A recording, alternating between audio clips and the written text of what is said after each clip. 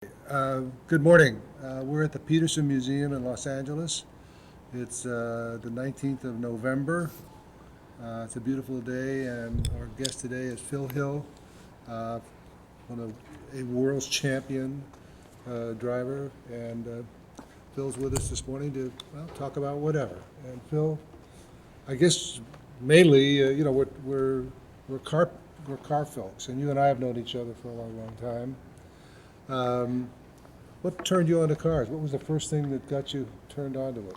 I don't really know what turned me on to cars, except that they were tremendously important to me in my early life, and I always thought of myself as being sort of screwy in some way, because you agree.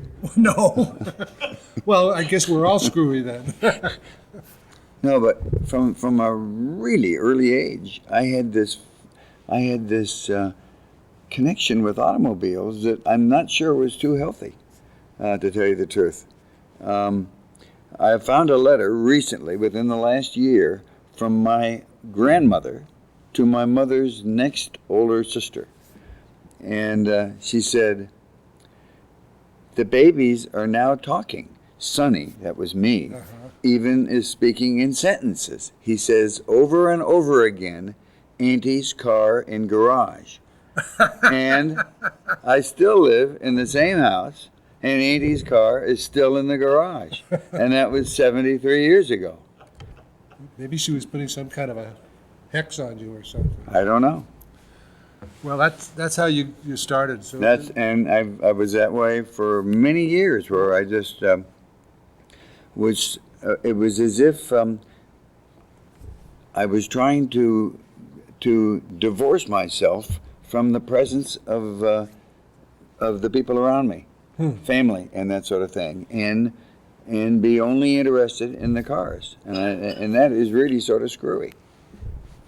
And I was obsessed for decades, having to announce every car, what year it was, and all that sort of stuff. Most of the annoyance and boredom and chagrin and worry of parents and what have you. I used to play a game with my brother when we were traveling back and forth across the country, and we'd be sitting in the car whenever a car was coming towards us. You try to guess what it was. Whoever Who got the name? You Yeah, can name it right. first. Yeah. Yeah. Well, I was. What was some one of your those. What was your first car? My first car was a Model T Ford, So was mine. 1923, touring. And I got it from Coberly, down here Yeah. on, I forget where this was, it Figueroa? I think so. And my aunt had gone down there to look at a 1937 Cord that had been advertised in the paper that day. And in there was this Model T. And I was so fascinated with the thing. It was stuck up above everything else. Yeah. And of course the Cord was just, I could tell that there was no real question about her buying this Cord, or I would have been much more focused on that. But it ended up that the guy delivered the Model T to Santa Monica. This was that night. a new T. Oh, it was a 1923, and it had, if I remember correctly, it was 8,000 miles on it, and in a remarkable state of not being worn out or used. Huh. And so I had that for a couple of years. And what came after that? After that was a 1929. That was 1939, incidentally. Okay. And a couple of years later, I got this 29 Model A Ford with a flathead V8 in it. And I had a 32 Plymouth PB coupe that belonged to some family friend that they didn't want it anymore. And just an endless line of this, that, and the other ever since. Well, you and I met, I think, in the early 50s. My guess is probably at the Goleta time trials. Mm-hmm. I think you had a TC MG. Well, that was in the late 40s. Yeah, late 40s, early. Yeah, all right. That was in 1948. Okay. Or The maybe 49. MGTC was my first sports car. Was that yours? That was my first sports car as well. Did you buy it new? Yep. Put it down. I went to work for International Motors That's right. I and forgot got their price on it. And that. What did you have to pay? I'm curious. let's see, it was $23.95 was the price because the pound was still over $5, $5.10 or something like that. And shortly afterwards, it was devalued to $2.83 or something like that, which should have meant a proportionate discount, a reduction in the price on the MG. Well, as usual, it didn't. You know, it came down about halfway. And so, anyway, that was it. So that's when we both started racing, and you went from there, from the TC, I think your next car, if I remember. I had another TC. You had two of them? I bought one the next year because the first one I sort of wore it out and used it up, and there were some other things, and there was a reason. And the first one had a Marshall Nordic supercharger on it, and the second one I was trying to wanted remember that name, the Marshall Nordic. Yeah, North Downs Engineering Company, and they were on the grounds of Brooklands racetrack. Yeah, I had a Shore. Oh, you did? I had a Shore. That's why I got the second one, because that was supposed to be the hot setup. So that meant getting rid of the first one with the Marshall Nordic on it. And There were wild cars with the supercharger. with the supercharger, yeah.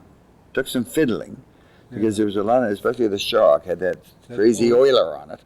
And it was always either too much oil or not enough oil. And if you smoke, and forgot to shut it off, it'd be full of oil when you came out. When you started it. It clouds of smoke and definitely be out today. Looked like a destroyer laying down a smoke screen.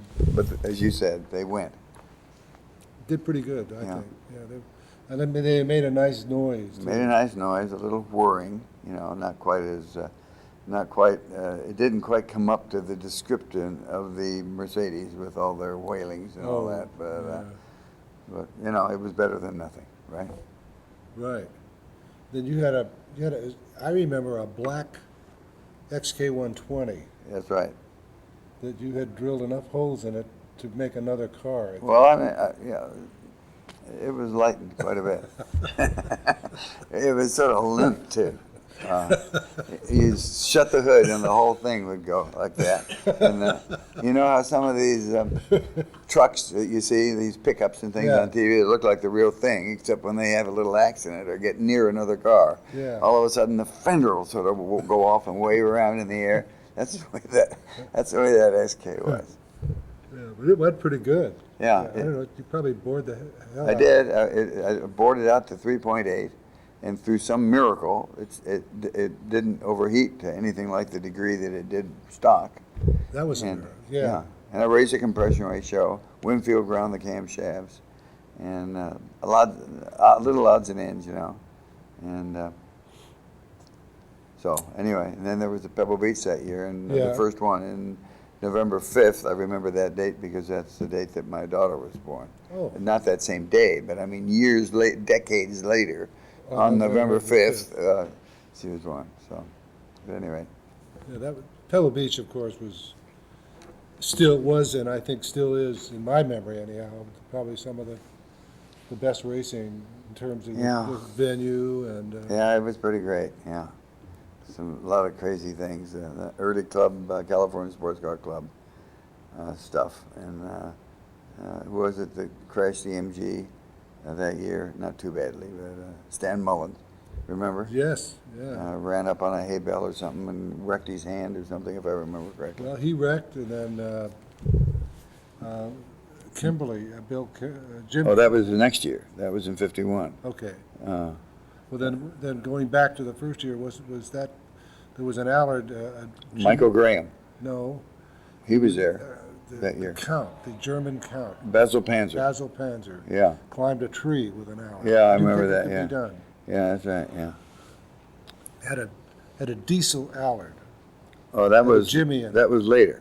It had a Merc in it when he that time. When he climbed the tree? When he climbed the tree, and when I drove the same car up Pikes Peak with that Merc in it. Yeah. How'd it go? Oh, it was great, except that Arnold Stubbs was my we went together. Yeah. And I was to drive it. And the damn thing just, like those flathead Fords did, they just would overheat like nobody's business because there's so much exhaust going through the block, And so we finally arranged this thing where we had trays inside the mouth of this Allard.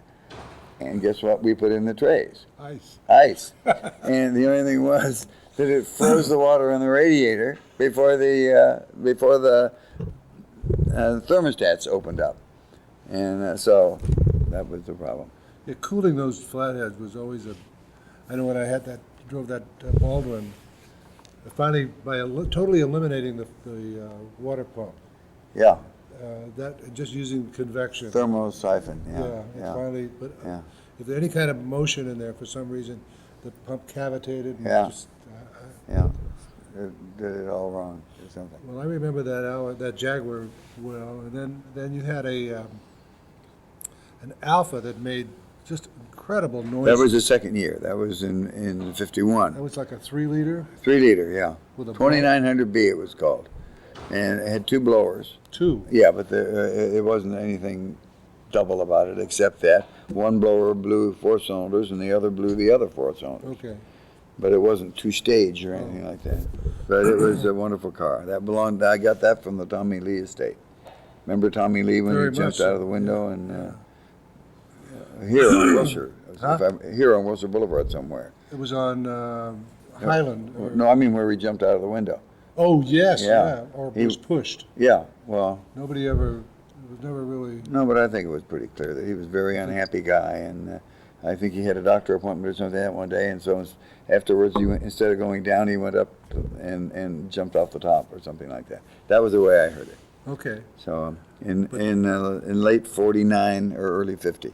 But that Alfa was threw a lot of oil, but boy, it went pretty good. Yeah, I was just such a neophyte in everything in those days. Everybody. We are that I didn't know. I'm sure that frothing oil could be dealt with through some sort of magic potion or something, Yeah. But with all it all ended up back in the sump, and there would be none left in the dry sump, in the wet sump back in the back to supply oil to the engine, and so I kept coming in for oil, and then pretty soon it was coming out the camshaft coverage, and so at any rate, Yeah, I finished it was, fourth it with was all like a that. spray or haze of. Yeah. That was a wild. They're not supposed to do that, No, but that was a wild car. Yeah, it was a great car. It could even, it was a good, I mean, considering it was only 3 liters, Yeah, it had a fair amount of go to it. I think so. Yeah. That led the Mille Miglia Did it really? for the large part of the race in 1938. And a guy named Carlo Pintacuda was the driver, and Biandetti was second. He was the guy that had the best record at the Mille Miglia. And Pintacuda had threw a tread or something near the end of the race, and lost the lead, finished second instead by having to deal with the tire. Well, when did you get interested in? How did it come about that you got into going abroad to race overseas? Well, I had always been intrigued with road racing. I kind of think because, in fact, I just know because of being brought up in Santa Monica, and we moved in to the same house that I still live in April of '29, and there was still, when I was a little boy, chit chat around. We had our pioneer days and everything else, and there was still talk about the Santa Monica races that occurred between 1909 and 1919. And they ran around, I lived 100 yards from Santa Monica Boulevard, from San Vicente Boulevard. And there was still this mystique and aura about the races, which had only finished a decade before we got there, And so I was, it was just, I like to drive on the road and see how fast you can get around this corner and around the block and all that sort of stuff. And so that had an appeal to me somehow or another. But what was the connection that got you to Europe? Was it Ferrari? I know you had Well, the following year after the Alfa, Canetti was the one that had sold Tommy Lee that Alfa, and so I got to know Canetti a little bit because of Ernie McAfee, who had the he had some sort of connections, and so anyway, I bought this Ferrari that had been involved in a fatal accident at Le Mans. A guy named La Riviere had killed himself at Terre Rouge, went up the sandbank and over the top, and was decapitated on a wire, barbed wire strand. And so they fixed the car, and I bought it. And it happened to have a fairly good history already. It had won the first Tour de France. It was the first Tour de France for automobiles, and a guy named Pagnibone won it. You might have seen a picture of it with a funny little top on it and a strap across the top of the hood and a big rally plate in sort of snowy-looking conditions. That was the high point of the, high in altitude of that event. And that car, this all became important years after I owned it, of course. As you buy these things and get rid of them, they know more about the damn things than anybody ever knew about them. What was that? It was a 212 Export, they called it, a little Barchetta. Okay, well now was that the car that you ran? That's the car that Stubbs drove against you. Remember that? Yeah. It was still painted blue, in fact. Right. Had one headlight entrails, whatever you want to call them, hanging out the hole that was supposed to have the headlights in it. One headlight fell out in the whole race. It was dangling on the wire there, and so I guess he finished second behind you, right? Yeah. Yeah, Stubbs was a pretty good driver. Wasn't bad at all. Yeah, a very good driver. Yeah. Yeah, and he was a great guy to take care of, not wreck my machine. I can think of a lot of other people I would have loved to have driven it, but I was already committed to Charles Hornberg in one of those lightweight Jags. Do you remember those Jags? The Cs? Well, they weren't the Cs. They were the in-between cars. It was an XK120 with wire wheels, and I think it was before the M-Type came along. Remember the M-Types with the wire wheels and Now, where did you run that? Was that at Reno? That was at Reno, and also at Pebble Beach. I thought those were Cs. No, they weren't Cs. No, that came along. The C came along the next year. Just a lightweight, and they were like an Allard. Yeah. The body was all one piece, and the hood was 4 Zeus fasteners held the lid on to the engine. I think you had to take it out the bottom, or I can't remember, but at any rate, it wasn't at all. It didn't have that heavy XK120 hood that went way out there and included that was a massive stuff. Yeah, they were just a shell. They had a great big filler cap on the outside, right-hand drive, little bucket seats. Were they 3.8 liters or not? I kind of think they were, or was it? Car went pretty good. Yeah, they went pretty good, except they were just the overheating thing. That was the really. I remember Hornberg running around the parking lot at Reno, borrowing radiator caps from people whose Jaguars were sitting in the and also another thing that happened at Reno was that whoever put the darn oil filler plug in, the oil, suddenly there was no oil pressure, and Joe Thrall, if you remember who he was, he ran and stole one out of a parked XK120 and stuck it in the bottom of my car, and it was either the oil filler, it was either the oil drain plug or the oil regulator that had fallen off. One or the other. I can't remember just which it was now. I remember they were scrounging parts. Oh, I know, yeah. It was just ridiculous. Crazy. Yeah. But that was I don't remember a lot about that race, except that it was a pretty... Except you won. Well, I won. Yeah. Didn't see too much of the surrounding country. But then, all right, so then you had the Barchetta, which I think you ran at Golden Gate Park. Oh, that's right. Yeah. And then I by then painted it red. Yes, I remember it was. Bowman Schwartz, who were the remains of the old Murphy Body Company in Pasadena. They've been getting a lot of play here lately.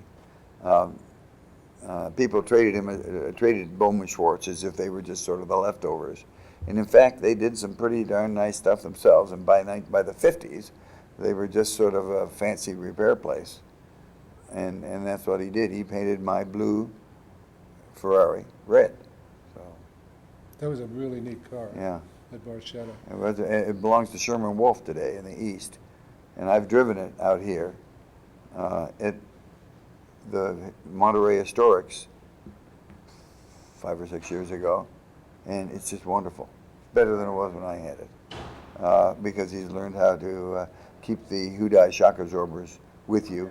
I don't know whether you ever had any experience with those darn things. Not really. But they would go away if they weren't just brand new. Within one lap of the Nürburgring would finish them off, or just being driven for half an hour on a bumpy track, and pretty soon everything was skipping and juddering around like no shock absorbers because you didn't have any shock absorbers. You know, so it was just, anyway, he's learned how to deal with all that sort of stuff. Kind of suspect he's given the engine a few little tweaks. I think he's actually got a limited slip back in, which of course makes it a huge difference because those things would slip they get wheel spin leaving turns. Yeah. In fact, I put a mark. Eastwood, call 6315. Pete Eastwood, call 6315. In fact, I took, working for International Motors still, I took a Mark 7, brand new Mark 7 anti-roll bar, and put it across the front of that 212 Ferrari, which of course made it understeer like nobody's business. But in those days, if you remember, we just threw the car at the corner, right, yeah. and then adjusted it after you got sort of sliding around, forgetting all what it would do on a circle or something like that. So all right, so you had the Ferrari. Am I digressing? And it's too long and all Not that at sort all, of thing? not at all. But I was just curious, you bought a Ferrari and you were running it in this country with a pretty good degree of success. Now, how did we get to Europe? The next year, Canetti got me a brand new Ferrari that year for an extremely good price. It was a Barchetta, but it wasn't a Barchetta. It was a Vignale two-seater, you know. But Barchetta was the name of that touring company, Carrozzeria Touring from Milano, that had that little. It means little boat. They looked like a little boat. They had round, if you remember, whereas the newer one did not have that look. It was a squarish one. I love that body style. Yeah. Still. Yeah, I do too. And I also I like the Vignale body style. Also, the early ones, before they got so bulbous, with the headlamps all faired in, and they begin to, and sort of a beetle back on them and everything, you know. That in late '53, Vignale lost that really crisp line, I thought, in my opinion. So he got you a good car at Yeah. a good price. Yeah, except it broke its back axle all the time. Do you remember? What was the name of the blimp base up north? Oh yeah, Moffett Field. Moffett Field. Do you remember? Yeah. I went about 8 feet, and it split the rear axle case open, just like it did at Golden Gate Park. Remember, I was leading by I can't tell you how many miles. I mean, it was just, I was so far. That was the second Golden Gate. Second Golden Gate, and the back axle just broke open, and all the oil deposited itself in a huge amount because the break was so severe. I think it'd break a tooth, and then the tooth would climb and split the case open and dump the lot over a very short distance, you know. And second place, third place, they all crashed on my oil. And Masson Gregory came cruising through in his SK-120, looking like a 15-year-old with those 4 children and everything, and won his first race in his C-type. You remember that or not? Yeah, because I was driving a Jag for Ray Brown, either a C or a D. I think it was it had the envelope body. Is that a C? Yeah, that's a C, yeah. And if you went, it could handle 6,000. If you went 6,050 RPM, the clutch exploded.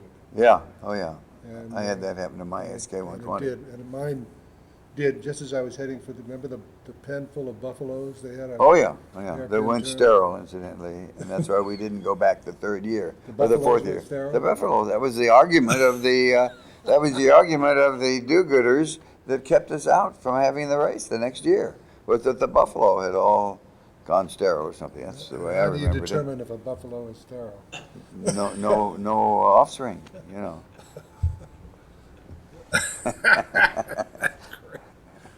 Oh, God, that's funny. So when did you first go to Europe? Well, at any rate, by the time all that was happening, Yeah. I meanwhile had got an invitation from, I'd started going east, like to Elkhart Lake the first time, and also, this was 1952, and took the lightweight Jag there in 51, and in 52 took the C-type there, and went on to Watkins Glen after the races in Elkhart Lake, and those were races through the town. Incidentally, they had a fatal accident, and that was the end of the races through the town in Watkins Glen in Elkhart Lake. But after that race, in '52, we went on to Watkins Glen and took part in that, in which they also had a fatal accident in the last event through the street in '52. So Elkhart Lake and Watkins Glen, both two pioneer, especially Watkins Glen, of course, pioneer road racing events in the country.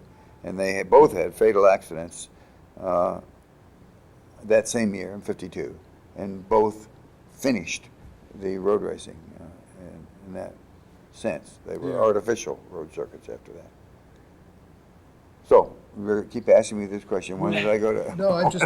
When did I go to Europe? Yeah, I remember when you went east, and my sponsors didn't want to go. They want to stay on the west coast. Well, I didn't want to go either, but you got to scream and yell and stamp your feet and They didn't want to take the Allard. In fact, it was like that was 14th Carstens. to get them down here. Tom Carstens, yeah. Had to get him down from Oregon. Yeah, Or Washington. Washington. Yeah, that's right. Finally, got in a few races. I had gone to Europe in 1949. Do you remember that? When I was No. working for International Motors, I wanted to go in '48 for the Earl's Court show because I romanticized somehow how wonderful it must be to wander around sipping drinks and looking at all this new machinery and everything. Well, of course, it's not that fabulous at all. But at any rate, I missed the first year. In the year that I had planned with a friend to go over there in '48. But in '49, I did go over and took a freighter from Boston and ended up in Southampton. And then ended up at, thanks to Louis Van Dyke. Do you remember Louis Van Dyke? Of course.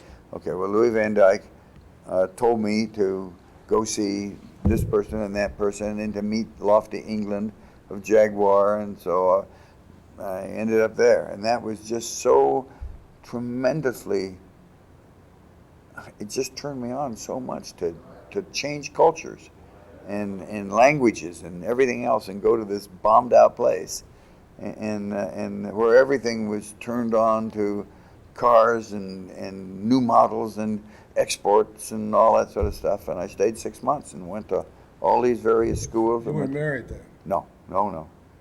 And I went to Lucas and to SU carburetors and You went to these schools. yeah, service schools. And then I went to Rolls Royce. I was there for 5 weeks at Crew. In the middle of winter, boy, talk about grim, man. The Upper Midlands in the middle of winter are just really terrible. Bad. Yeah. Oh, in those days it was terrible. You had to put a tanner in the slop to get any gas to make the heater work. That's a little 10-pence silver coin that you put in they called them tanners, and you put them in slot, crank it around, and you got 20 minutes worth of gas that fed the heater. Yeah. This is where in your That was in the hotel, yeah. It In was the sort of a hotel. rooming house, yeah. And also they had another heater in there, that had 2 electric bands. First night I got there, it was a funny little place, and the food was horrible in England in those days. I mean, it was just slop, the most awful lamb that was all fat, and I mean, it was lamb. It wasn't mutton. That's what it was. It was mutton, and it was terrible food. But anyway, this damn heater. The first night I got there, I noticed only one string was lit. One little wire, and it was freezing cold. I mean, really cold. I'm from California, and so I took the back off, and there was the reason it was disconnected. So I screwed it back on, put it back together, and the next night, it was only one strand again. Well, right off the bat, I found out what was going on. So every day there was this ritual of having to reattach it before going to bed, and then be sure and detach it before she started augmenting my room rent, for extra heat. That's ridiculous. Hey, well, of course, in those days they were in a ridiculous, terrible state. Yeah, but their attitude about heating and cooling. Yeah, is it's a little different than ours anyhow. Yeah, that's crazy. But you went to Rolls-Royce school. Yeah, and then I spent most of the time at MG in Abingdon. That was really wonderful fun. I got to know, in those days, I was just a punk mechanic from International Motors. And I ate lunch with all the big shots every day. At Rolls and at Jags. I mean, Americans were a curiosity in those days. We were a curiosity. That's all I can say. They had seen a bunch of us and were intrigued. And I think there's always been a lot of envy, or at least in those days, of Brits for Americans, even though they had a way of making it look like something altogether different, like a superiority sort of thing. I think in actual fact, they were very intrigued with Americans and as to what made it tick and what life was like over here. Well, of course, now 50 years down the road, they know.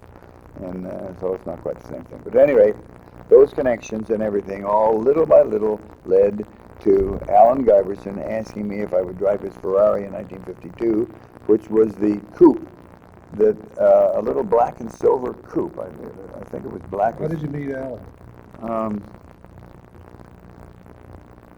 I can't remember. He was a big oil was guy. Another John Edgar. Yeah. Texas oil. Well, he wasn't. I don't think he was in their category. Really? Because he was always broke one minute and then going like gangbusters again the next. Oh, I thought His brother actually was a more steady kind of a guy, and how can I put it? Alan Iverson's brother was an oil driller like Alan. A wildcatter. A wildcatter or whatever, but he didn't seem to have these hills and valleys that Alan did. And Alan was a real character. And he had been in motor racing for years. Ernie Triplett drove here at Ascot for him and all over and lots of those dirt track guys from the 30s and late 20s. I don't know just when Alan started, but it was way ahead of, ahead of me. Yeah. I'll never forget, he was really a character, and he played being a sort of a character. And he liked being laughed at, providing it wasn't ridicule. He loved to say something that was supposed to be very serious, but he had a little way of doing it that made it outrageously funny. One day he announced, just out of the blue, whenever he was talking, he said, "Well, I told my doctor that I was beginning to notice blood in my vomit," and the doctor said, "What vomit?" And Alan said something to the effect of, "Well, every morning when I vomit, I begin to notice." And Carol Selby thought that was just the funniest thing that he had ever heard in his life. And he told the story many times over. This is the way he woke up in the morning. Well, of course he couldn't have. It's not a real normal state of affairs. No. But you might say blood in my urine, of course. but I've been beginning to notice blood in my vomit. And of course you say, really? Then you realize what he just said. And he would just, and there's probably an element of truth to it. That was, but anyway, that was the beginning of going to Mexico. And Walt Stubbs and I are chasing all over Mexico, trying to, sometimes the car off the trailer, sometimes on, to get down to Tuxtla Gutierrez for the Mexican road race to start this thing. I think we stayed a couple of days in Mexico City and did some the road between Puebla and Mexico City, which is sort of equivalent to one of our canyons, one of our quicker canyons, like Laurel Canyon or something like that. And it's one of the few places in that whole event that outsiders can get to know pretty well. And what was I leading to with that? Mexican road race.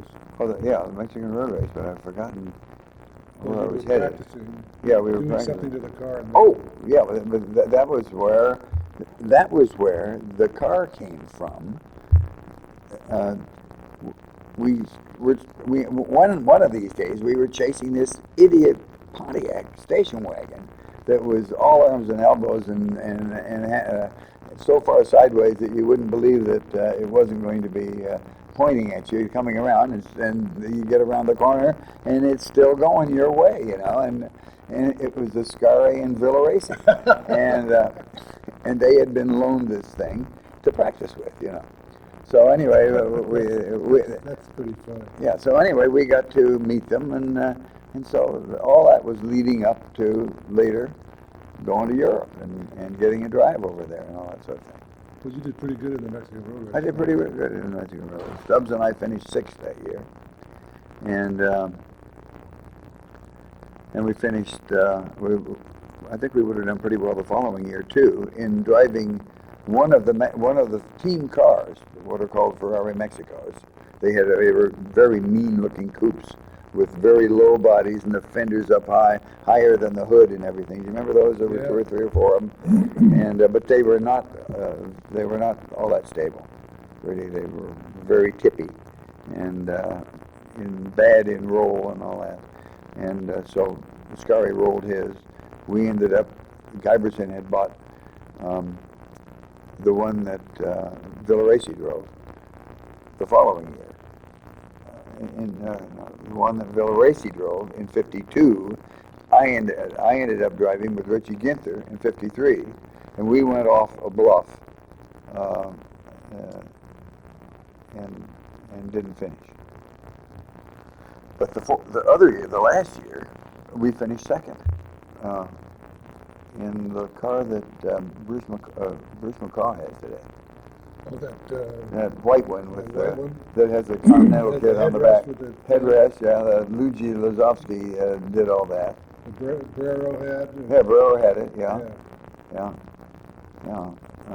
And that was an attempt at carrying 2 spares because we went through so many wheels from broken spokes the year before. That was what lost us everything in '53 and probably contributed more to going off the road than anything. It did have another little defect, this Ferrari. The clutch and the brake shared the same shaft. The clutch, when you disengage the clutch, it turned that shaft going into the bell housing to work the clutch. If the brakes had faded badly, you had to put, and the brake pedal was pivoted on that shaft. In the heavy braking, when the brakes were faded, particularly where you had to stand all over them and nothing's happening, it would bend the shaft. And when it would bend the shaft, it would tighten up in its bearings. And if you declutched, the clutch would stay on the floor until you released the brake, or took the pressure off the brake, and then the thing would pop up. Well, of course, that's what happened to us. And we just flew up. That sounds like a lot of fun. Yeah, it was awful. And we had done all kinds of things. There was nowhere to hang a spring on that arrangement anywhere. Yeah. So we had to take a coil spring, take the pedal off, put the coil spring on the thing that went in the floor, you know. Yeah.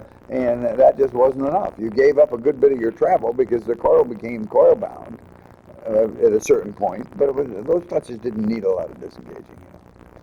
So at any rate, that put us off the road. Well, that's the kind of a thing you just don't find out about Until it happens. yeah, it's too late to Yeah, do anything. yeah. And of course, the last thing in the world you want to do to save directional control is take your foot off the brake. Yeah. Especially, you would like to hit at a lesser speed, and if you take your foot off the brake, you don't. You know.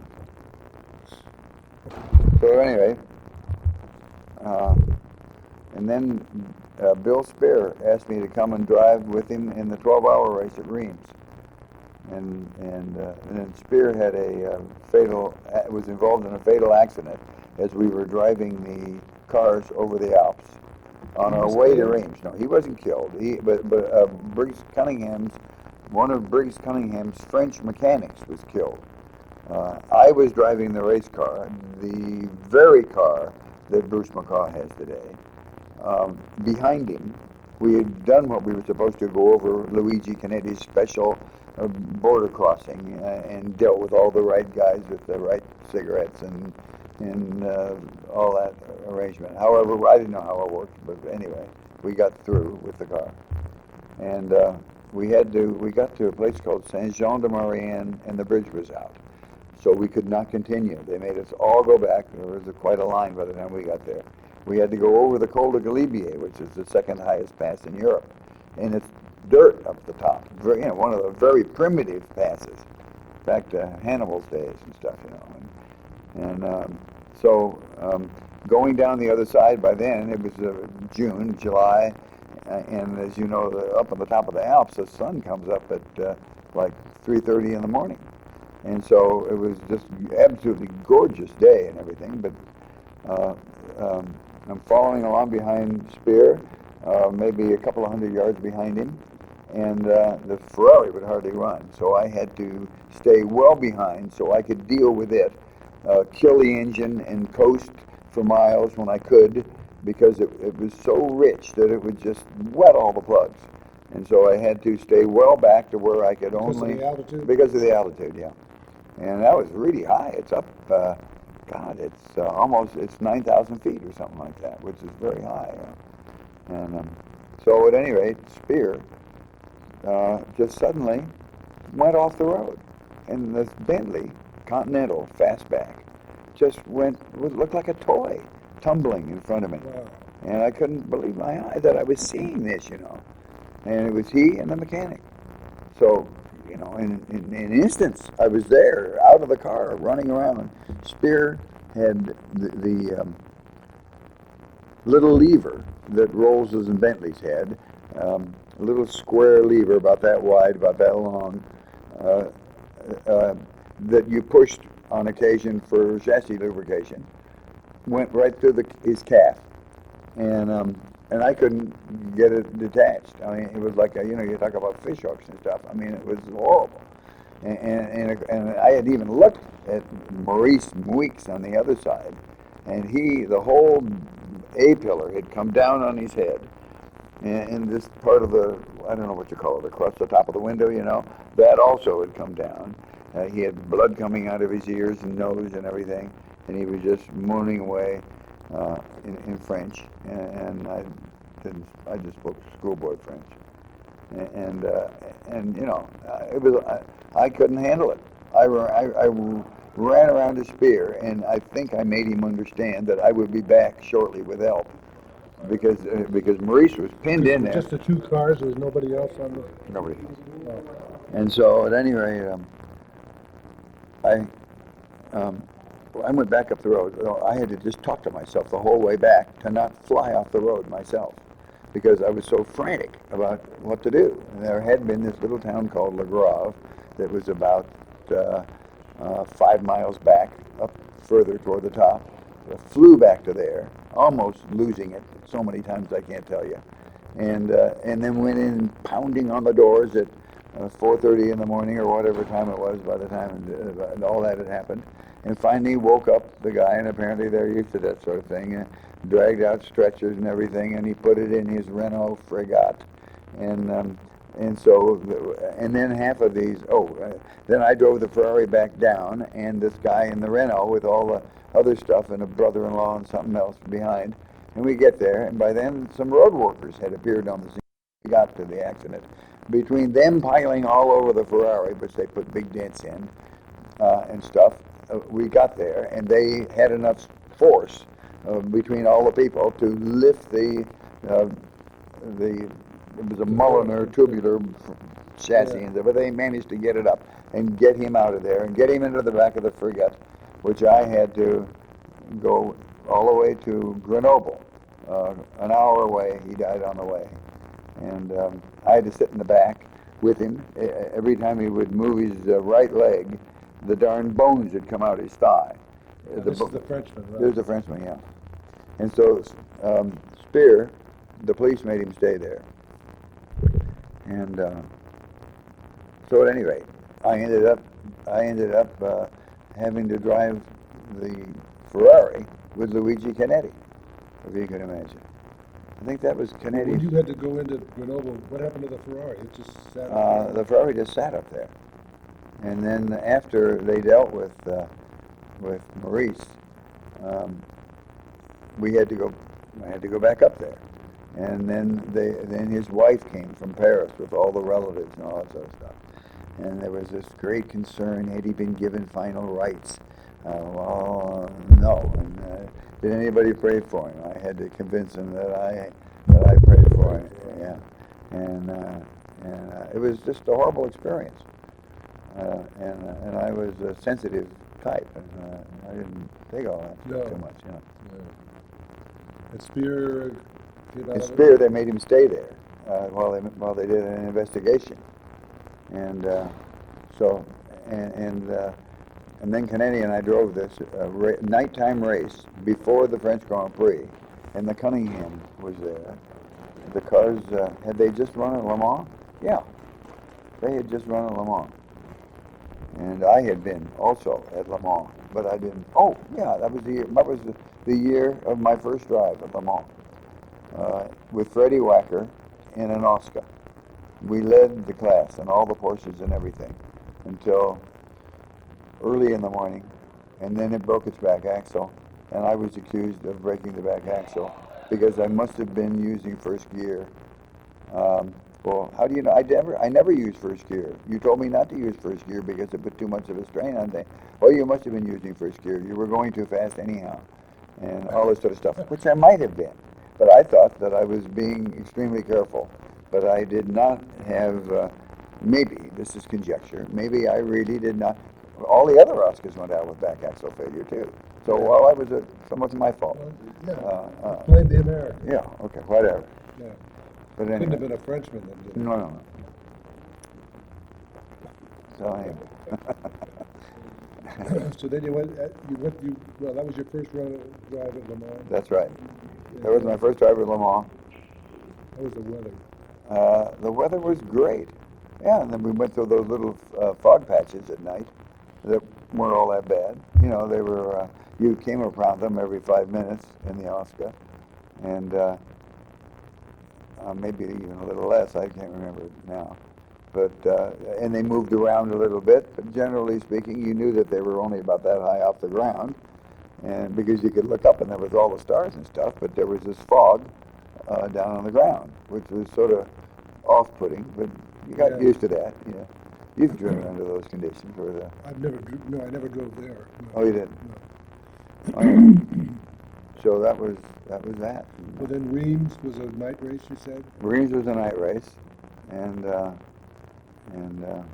got the. I think that was my first. I think that was the first. Was that the first Grand Prix? Well, I'd been to Goodwood in 1950, Easter Sunday, and seen Grand Prix cars, Maserati 4CLTs, and all the British ERAs and all those things, you know. And England was just fantastic as far as that was just. They were so sick about motor racing that it was just glorious fun. Yeah.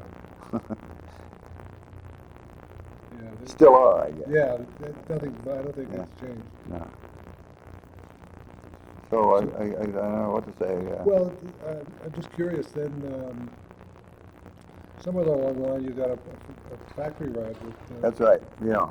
In fact, yeah. 2 years later, Richie and I went back to Barnstorm Alan Giverson's Monza, which I had driven. And yeah, I had driven it at Sebring, and Shelby and I thought we had won. You remember that or not? Yeah. And we went up on the ramp and everything, and I don't know whether we got the things around our necks or not, but in nothing flat. Cunningham and Ugolini and a bunch of them were complaining that we hadn't really won. That in fact we were just behind his D-type with Mike Hawthorne and Phil Walters, and that they had won. Well, after days of figuring out all this stuff, they found out that Ugolini, who was called the Maestro, if you remember, and he really was a master at timing a whole race full of cars. He could keep track of the whole Le Mans field with just a couple of watches, and his writing Yeah. and ability to just not allow himself to ever be interrupted by anything. You know, it was just Amazing. Yeah, He was really. yeah, he really was. But anyway, they won. We finished second. But nowadays, when everybody says, I won Sebring, and what you find out is that they didn't win, they won their class. Gosh, we got a big string of wins that we never counted. Yeah. Now, and if you can count your class, Right. you know, and I won 3 times anyhow. I mean, overall. So I think with the new way of scoring things, I'm up near the lead again at Sebring.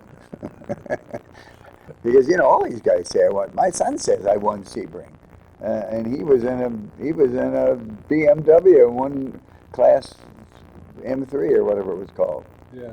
You know, so if they're going to count that way, we're back in the picture again. You may get the trophy yet.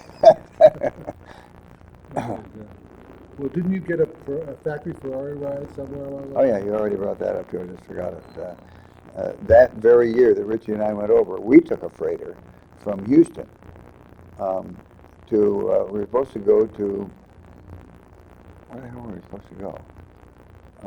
Catania was where we were supposed to stop. That's where? That's in Italy. Oh, okay. And we were then supposed to get off, and the ship was supposed to go on to Genoa, and then Ferrari was going to pick up the Giverson Monza, which Shelby and I had finished second in at Monza, which I had driven to.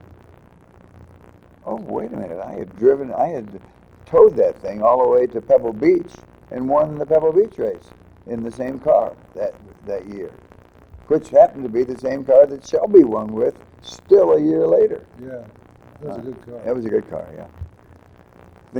I think, what's his name, still has it. Jim Hall still has that car. It made an appearance a couple of years ago, year before last or something. Anyway, that year when we arrived, there was a message.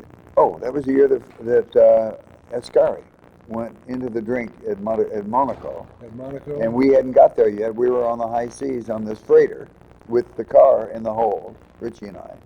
And as we went through Gibraltar, the ship got some sort of a message. And it was for us, and it said, come to the factory immediately, get off of Barcelona. So I got off of Barcelona. What had happened? I forget what had happened.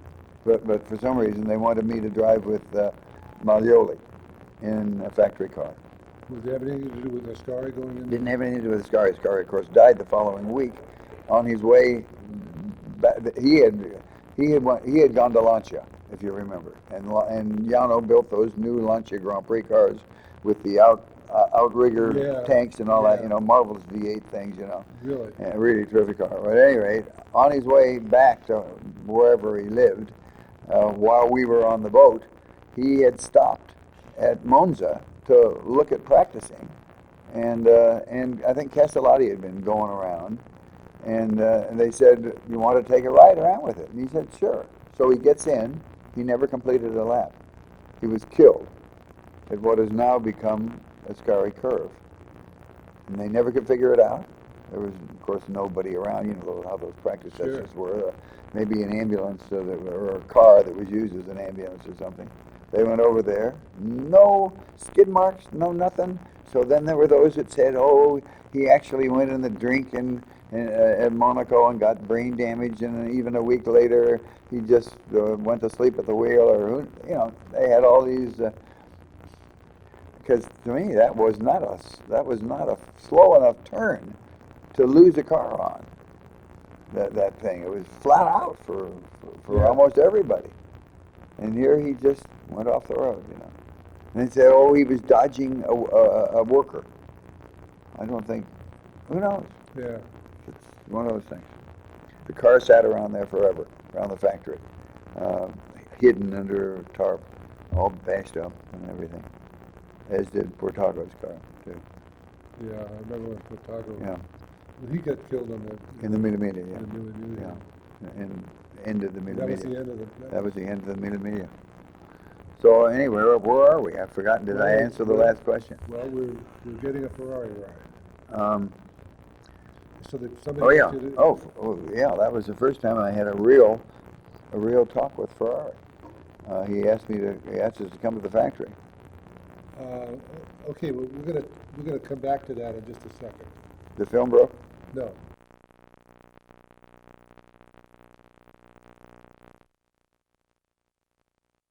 Okay, we're back, and we were just Where did getting we into- leave off? Well, I think you were talking about you were just I just arrived in Modena Yeah, and you at had- Ferrari's request to get off the boat early yeah. instead of waiting to go clear to Catania, and then we got off at Barcelona in Spain and took a trip along I took a train ride along the Mediterranean there forever. And you got to meet Ferrari. Yeah, I remember I was sort of annoyed with Richie at the time because all he would do was sleep. And there we were in this fabulous part of the world, and you had to overcome this jet lag or whatever, And of course we had it in little bits all the way across every day, a half hour or something. You got plenty of time to adjust to the new deal. But at any rate, Richie was, Yeah. he was Richie. sleepy. Yeah. Yeah. So yeah, now you got to Modena. Yeah. And when was this? This was in, I think it was late June or early July of '55. Okay, and And Ferrari, Ferrari's interested in hiring you. yeah. Well, I'd already driven in Mexico and finished second. That was a in- factory ride? That was the factory ride. No, but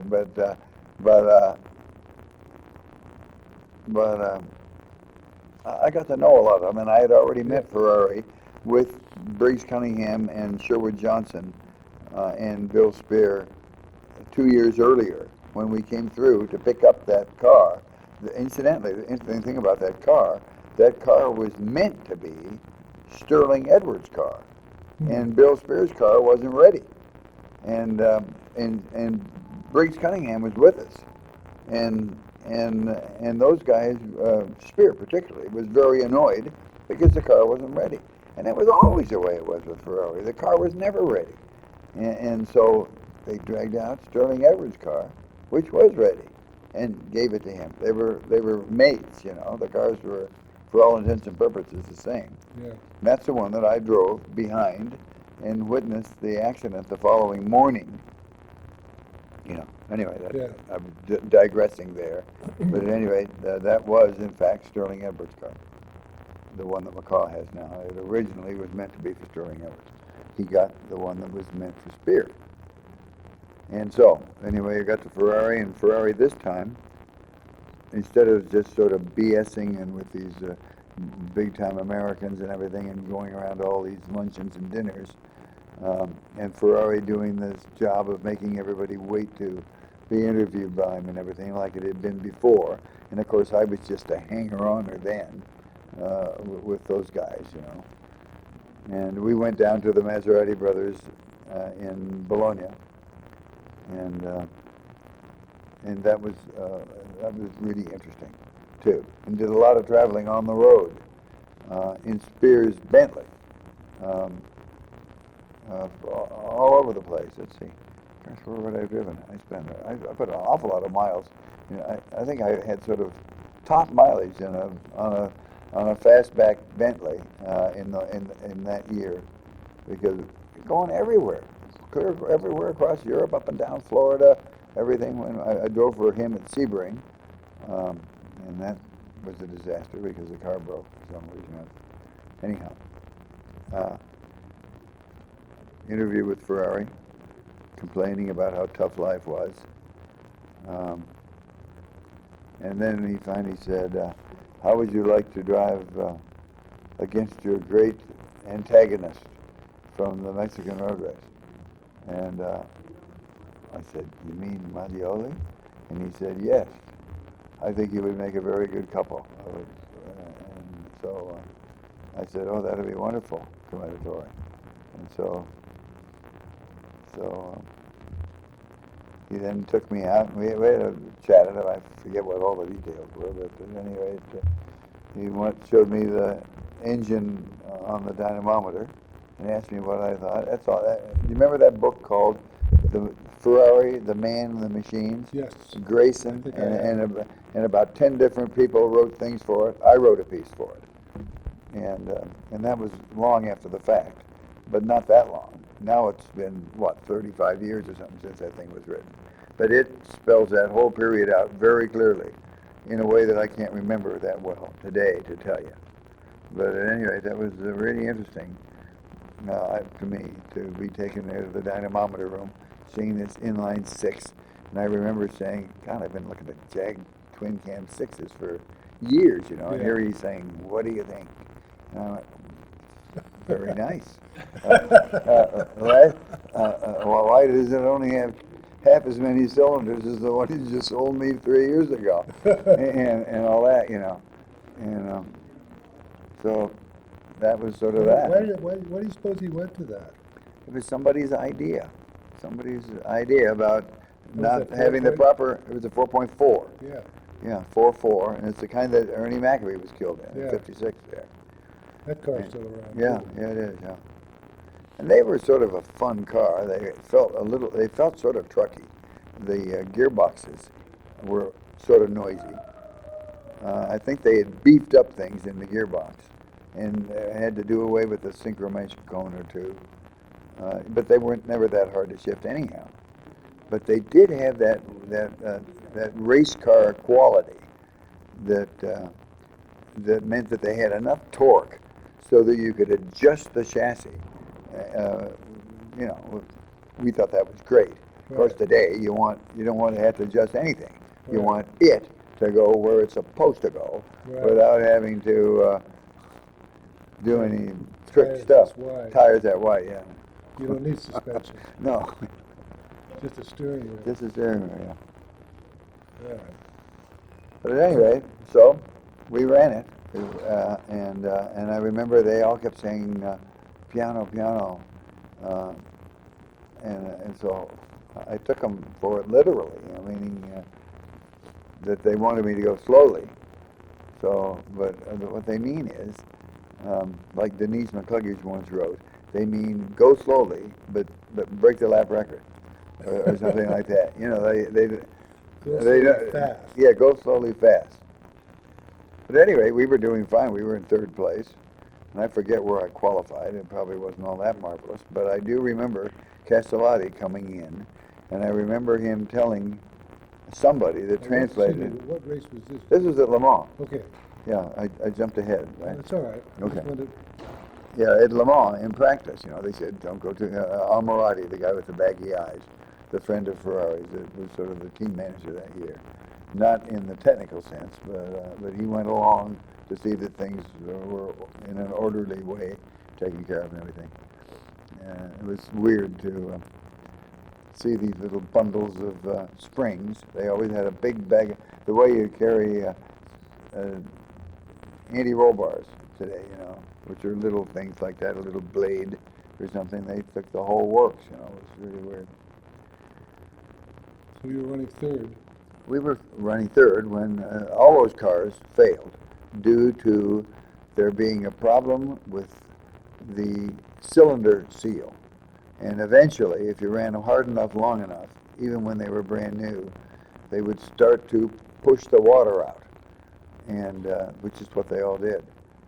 And Like the head gasket. yeah, like a head gasket. And except they didn't have a head gasket. I think they had rings, or they screwed in. I forget which. But at any rate, but they would start to push the water out. And of course, there were rules that you could only every 20 laps come in and replenish. And then they changed it so that you could the only fluid that you actually could go around those rules was the brake fluid. If something ever happened, they didn't want somebody going out and having a fatal accident because. Because they ran out of brake fluid. You couldn't add oil? Couldn't add oil, water, or anything. No, that was all part of the endurance aspect. Yeah. And of course, today it's a joke. They go in the garage, they change the whole rear end, They changed the engine. engine, the whole kind of endurance. BMW changed the gearbox Yeah, in 7 minutes or something. Audi and Audi. yeah. In those days, there was people with starters in their starter motors in their trench coat pockets and everything, hobbling toward the car to try. You couldn't put anything on the car that wasn't on board the whole time, you know. That's funny. You can see that. That's a great visual. Yeah, So- I'm always sorry I never raced there, but Yeah, it was a great place. You would have liked it. Yeah. So at any rate, well, then you where went do we up go to from there? Formula One, right? and then I ended up in Formula One. Yeah. That was, Ferrari. I mean, in those days, people died, Yeah. and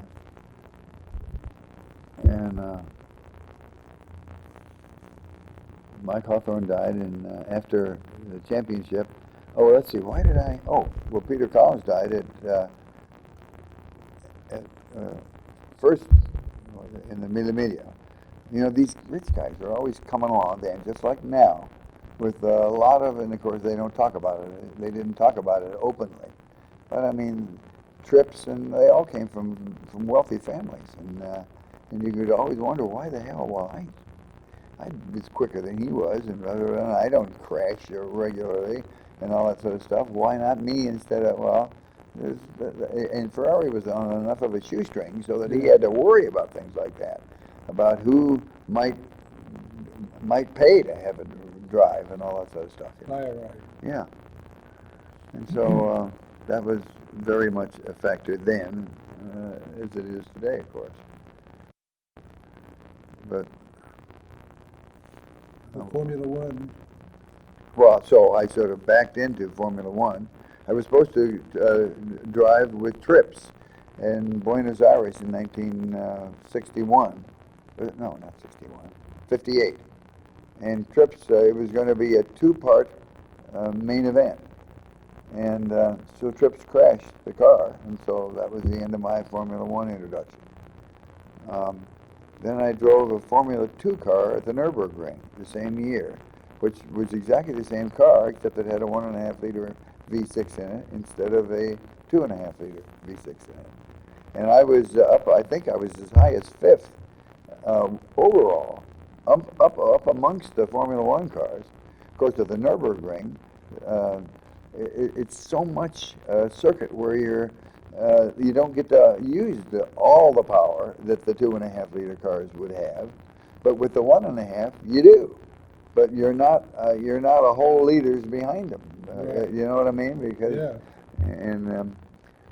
So I was. You're going to be able to get through the turns. Oh yeah, you get through the turns the same as they is. Some of them you get through better. Yeah. Because some of them, you know that you can go flat out in your car through the turn, and they can't. So they end up going slower than you did. You know you can squeak through flat out in a number of places because you don't have enough power to be able to go too fast through that part. Whereas the other guys are, it happens. I like the Formula 2s. Yeah. Well, it was great, except then I ran out of brakes. and damn near spun going down toward the Adenau Bridge. And from then on, and that's what I think happened to Peter Collins, because he was determined we were going to have drum brakes no matter what, and we spent more time and energy.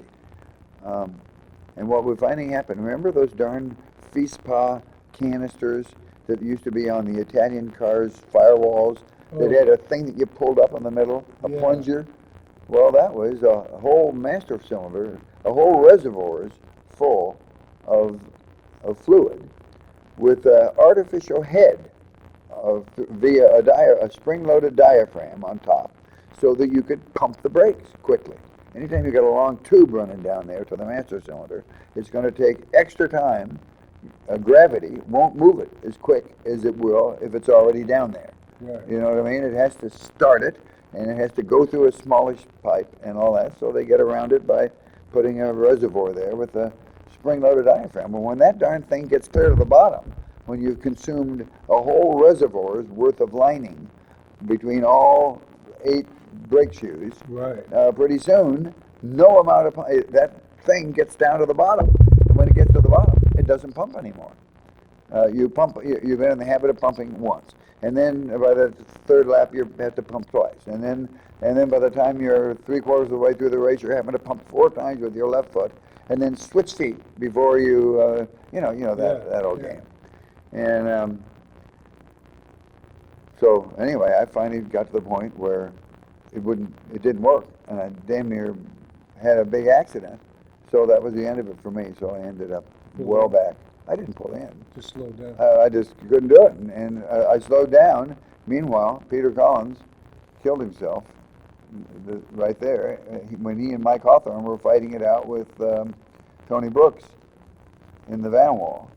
Tony Brooks was in the van wall, and he and Mike Hawthorne were in the Ferraris, and Peter never at Flanskarten there. He that part of the Nürburgring is a place where you do have to give a little dab on the brakes at a certain point. Even in the Formula 2 car, you did.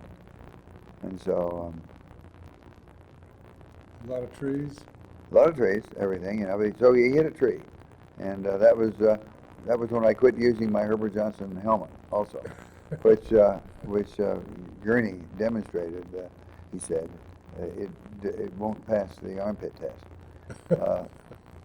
That's where you hold the hat under your arm, and then let it loose, and it breaks when it hits the ground. God, I never heard that. Yeah, you hear that? Oh yeah, that's Dan Gurney's Herbert Johnson armpit test story. Yeah. Well, but I remember the helmets. Yeah. They were the finest cardboard money Yeah. could buy. Yeah. Yeah, all that linen, all those layers of glue and Oh, yeah. and And nice things. little patch with, Yeah, with a crown and yeah, and down inside it says, by appointment to His Majesty George VI. they were beautiful helmets. Yeah, Herbert Johnson, None of us wanted to give New them up. Bond Street, London. Nobody yeah. wanted to give them up because they were No. handsome. I know, yeah, yeah. And the first. I started out with Cromwell, which I Yeah. think was probably a better helmet than a Herbert Johnson, but it was heavier and a little bulkier, wasn't it? Yeah. And anyhow, That's crazy. so at any rate, then they were still jacking me around. They were still always getting some oddball guy to come in, and he was going to try out a car somewhere, So finally, at Reims for the French Grand Prix, I said, Bonnier's offered me. I said to Voni, the team manager, I said, Bonnier wants me to drive his last year's Maserati, and if I don't have a ride from you people, I'm going to take it. And I got all this stuff. If you ever get in a Maserati, you'll never get back in a Ferrari again, and all that sort of stuff. I said, so be it. So I got in the Ferrari. I got in the Maser, finished 7th. I was the first sort of privateer to finish. Fangio finished 4th in his new lightweight Maser and for his last Formula One race, and I drove my first Formula One race in the old 250 F that Bonnier had. It wasn't his last. It was his last year's car, but it was actually several years old. But those 250Fs lent themselves to being I'm curious, updated pretty well. I mean, I was exposed to Fangio a couple of times. Mhm. Sebring, Mhm. once when Lance and I were there with the Mazda team. Mhm. But you had more chance to Yeah. be around him. Well, he was on our team in '56. You know, I think he was from another planet. I think he was too. He was absolutely marvelous. Um, I didn't get to sample his driving to the extent that Sterling Moss did by being right on his tail Yeah. in the Mercedes team that year and all that sort of stuff. But he was awful good and awful brave and wonderful guy and and just a fabulous talent and one of the few people that I ever knew in motor racing that was not threatened by other drivers. He believed enough in himself that he didn't have to be deceptive and all that sort of stuff. You know? Yeah. Yeah, I'll never forget Peter Collins and Mike Hawthorne. One, where the hell was it? We were somewhere and some young neophyte came up and was asking Mike Hawthorne what it was like going through a certain part of the circuit. And Mike said, that's flat, mate. Yeah, that's absolutely flat. And but you know, sneak up on it, but it's flat. And when the guy went away, I said, why did you tell him that for? You know, because God, it wasn't. You know, he said, that bloody idiot, to go out and try it. Is that a good reason to tell him? Yeah.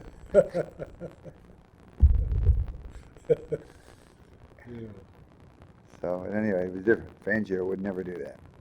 No. He would always tell you how to do it. I'll never forget, he helped me at the Nürburgring tremendously one time. We were all talking about going through a certain section. It was my first year there with 56.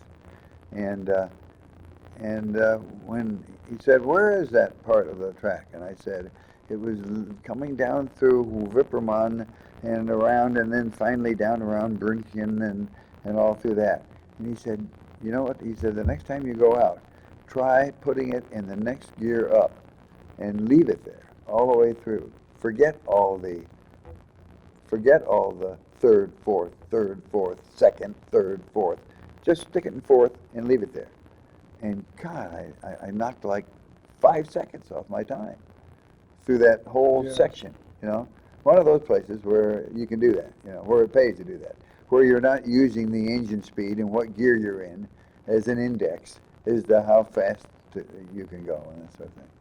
Yeah, he was a genius. He was a genius.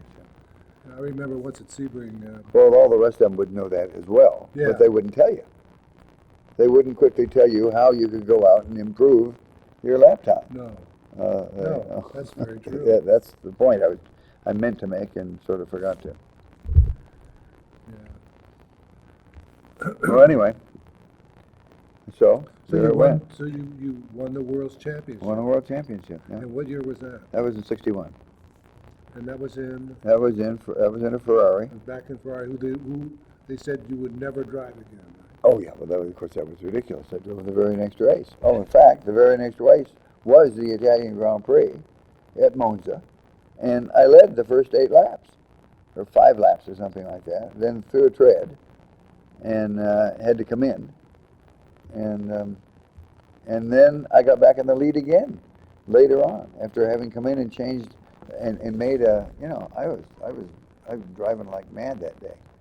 I think I qualified about 4th or 5th, and I was in the second row, and I went under Moss going into the Curva Grande, and there I was leading for, you know, I thought, God, this is all a crock of shit. These are just cars. They got 4 wheels, and they just lead you down the garden path. These guys about the mystique and all that stuff, you know, and I think they still do. I still think it's a crock of crap. I mean, too many of these young geniuses pop into cars and Formula One cars and everything and do just fine right off the bat, don't they? Yeah. To be top guy is something else, but as far as how hard it is to drive the things, Now, that's a particularly nonsense. with, all of the electronics and the anti-braking systems and Yeah. active suspensions and all that sort of stuff. Well, so now you're retired and Well, yeah, still playing with cars. yeah. I quit Formula One after. When all the guys at Ferrari quit and left the year after my championship year, it just took the whole thing out of the new car was put on hold and everything. It was just a huge disappointment. So at the end of that year, Ferrari thinks he fired me. Well, I had already quit, and I had already in fact, I had dinner with Keaty, engineer Keaty, who had gone to Bologna to make this new company, ATS, which was disaster because cutting off more than he could chew and all that sort of stuff. But at any rate, I had already been out to dinner to talk to him about maybe going their way, which was a dumb thing to do. But I just was unhappy when all those guys left, when all my friends that I'd been there for a long time. That happened because Ferrari was an awful tough guy to work for. And so a bunch of them started getting together and saying, this is ridiculous, that we should slave away here for this guy, making no money, or we work for slave labor and slave, So they all said, and they got some big backing for this guy that was a stocking manufacturer in Russia, and an Italian. And I think I got on a blacklist for a while because of that. But at any rate, it didn't amount to much because he was a good guy. Giorgio Bili was his name. But at any rate, went down there, and that was terrible. But I was stuck for the whole 62 years with Ferrari, and which the English just went right by. Once they saw what had to be done to get back in a winning position again, Cooper, Lotus, BRM, all of them, they went crazy, yeah. So anyway, so I quit after that year with ATS, which was just too horrendous for words. Every race something would break, and dangerous stuff, uprights and things like that. And then I went with Cooper the next year, and of course Cooper had been in the basement for several years by then. Bruce McLaren and I shared the back row somewhere, at Zandvoort or something like that, on the Cooper team. Am I spoiling No. by touching the table? So anyhow, so I quit Formula One, and stuck it out with sports cars 3 years longer, and went with John Wire in '54 on the GT40.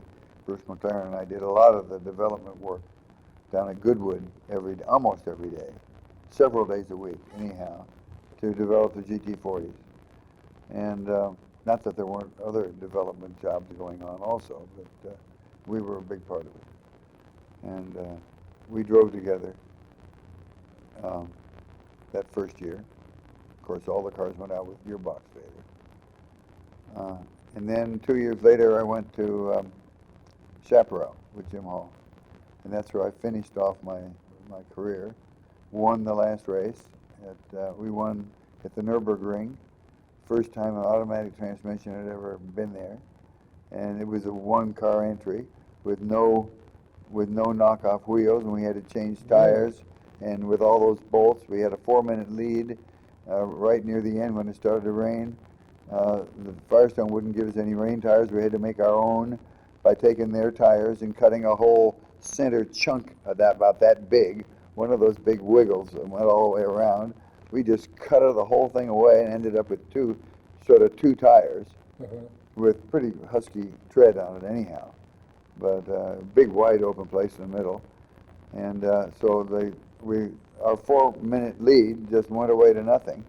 And I think I left with about 30 seconds ahead of the Ferrari on the last lap. I did one lap to see what it was going to be like on those tires, because we'd never tried them. and then the windshield wiper broke, and started wiping the hood instead of the windshield wiper. And so I thought this. And then when the rain quit, that was when it was bad. I could still see out. If I got close enough to the windshield, I could still see well enough to go. But when it dried out, all the mud started coming all over the windscreen, and I could see the speed with which it was muddying up that I wasn't going to be able to see, period. And so I thought, where am I going to? Have you ever been to the Nürburgring? No. Where am I going to be able to do this? So I thought the slowest part of the circuit is after the Fuchscher hole that goes down. And it's very fast around the thing, fast right-hand bend up the hill. There's a little turn called Adenau Forest. And it's just a little, tiny little slow thing. They've slowed it down much more now. But it was slow even then. And because of Chaparral, you couldn't turn off the engine. Or you could, but Jim Hall always had those little batteries like that, and the odds are that it would never start again. And so it was too huge a risk. We'd had so much trouble with it that I said, I'm not going to shut the engine off. But you couldn't get it back into gear because there was no clutch. You follow what I'm saying? Yeah. You could go like that into it, but that also had a terrible record as far as being fatal, to yank it back into gear again. So I thought I'm going to have to get it down into low, a 3-speed so-called automatic. As long as you're moving, you just pretended that it had a clutch and shifted. Into the third, down and I slowed it right down with the brake, opened the door, it had a door like a 300 SL, climbed out with the darn rag in my hand, and wiped a great big hole like that in front of my face, and back down again. car's moving? And the car was down to a crawl, Yeah. I brought it right down to nothing, but when I did this, in first gear with the engine still connected and going, there had been a television camera on me coming up through the Adenau Forest thing, and the Chaparral is broken, the driver is getting out, and I go off camera. I go flying by on that lap, and they're all packing up. They're all putting all the tires and wheels away and everything, We won. I love it. We won. I love it. It was just stupendous. And of course at the Nürburgring, you come up out of the track, over this hill that you just get to see a second or so before you hove into view, and go by the front of the pits. Then you go down to the south curve and around, and you come right up behind the very pits that you're standing in. Have you seen pictures of the Nürburgring? Yeah. And so, of course, the minute they saw this, the whole team was hanging out the back to see that not only was I still going, I was still leading, I love it. And That's so great. that was just great. That was just wonderful. That was in '66. And that was Joe Bonia. He and I won that race. And then the following year, we had the newer car with the big 7-liter engine. And that was Mike Spence, who was an absolutely wonderful driver and a wonderful guy, right at the height of his powers, So anyhow, that's a fantastic career you've had, really. And, Well, you know, I love to think about how I would have done it differently, And I think you made I think you made all the right decisions. well, at the beginning, I was like 22, going on 15. Everybody and- was, though. Nobody knew anything. Not to the degree that I was. I just really was very immature when I first started at this, and I don't consider myself the height of maturity in my 70s, but